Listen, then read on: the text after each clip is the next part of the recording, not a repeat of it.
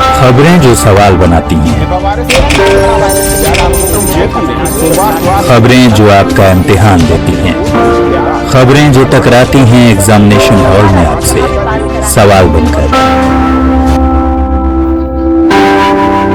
खबरें आपके नमस्कार, आप देख रहे हैं समाचार न्यूज और मैं हूं आपके साथ छवि। आइए करते हैं खबरों की शुरुआत।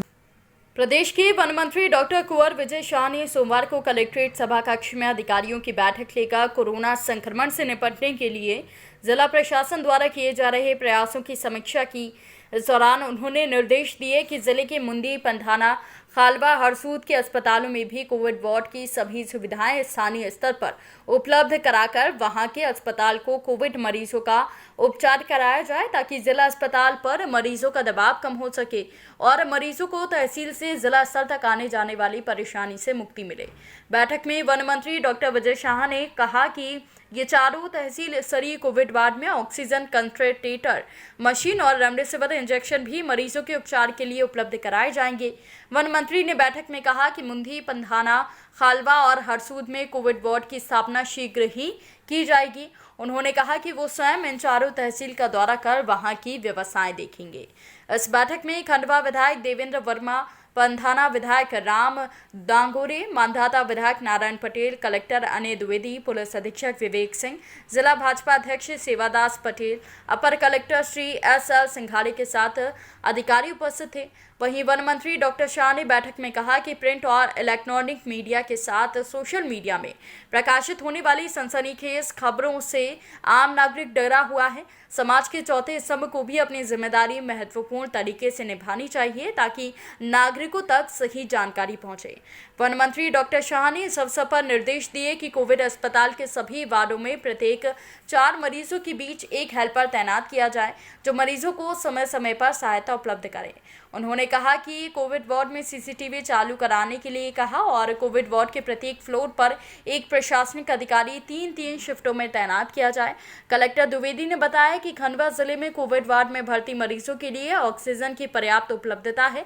वर्तमान में कोविड वार्ड के लिए 40 कंसंट्रेटर मशीन उपलब्ध हैं। समाज सेवी और दानदाताओं ने और भी मशीनें दान करने की बात कही है।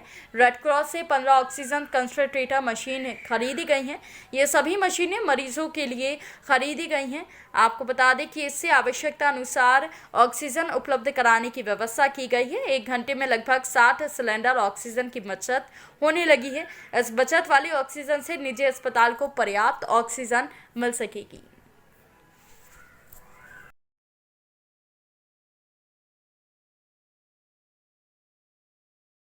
अभी क्या स्थिति? देखिए, खंडवा और बुरहानपुर में वर्तमान में जो माननीय मुख्यमंत्री के निर्देश पर हम लोग लगातार दौरा कर रहे हैं, जनप्रतिनिधि से मिल रहे हैं, अस्पताल की व्यवस्थाएं देख रहे हैं। जनता में विश्वास बढ़े, जनता घबराए नहीं। इसके लिए आपने देखा होगा कि मैं स्वयं पीपीई किट पहन करके और कोरोना वार्ड में जाकर के मरीजों से मिला हूं, उनको ढांढस बनाया है, उनके परिवार को आकर के जानकारी दी है और अस्पताल में जो कमी बेसी है, कर्मचारी की कमी है या व्यवस्थाओं की कमी है, उनको रूबरू हमने जाके देखा है और उसको दूर करने का हम लोग प्रयास कर रहे हैं। रात और दिन लगे हुए हैं।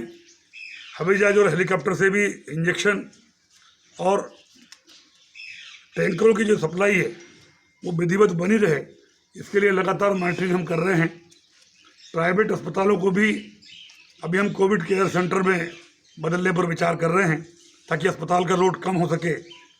कुल मिलाकर के आप अगर खंडवा बुरहानपुर की स्थिति की मैं बात करूं तो हम लगातार ये प्रयास कर रहे हैं।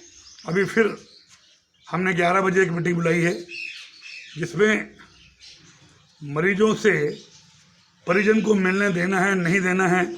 कई बात ये भी सामने आ रही है कि परिजनों से नहीं मिलने के कारण भी मरीज जो है वो सकते में है।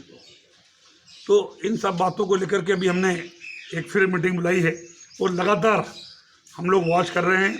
24 घंटे में 2 बार माननीय मुख्यमंत्री जी और भोपाल में बैठे अधिकारी से दवाइयों के बारे में, ऑक्सीजन के बारे में और व्यवस्थाओं को और सुचारू रूप से चलाने के बारे में बात करते हैं।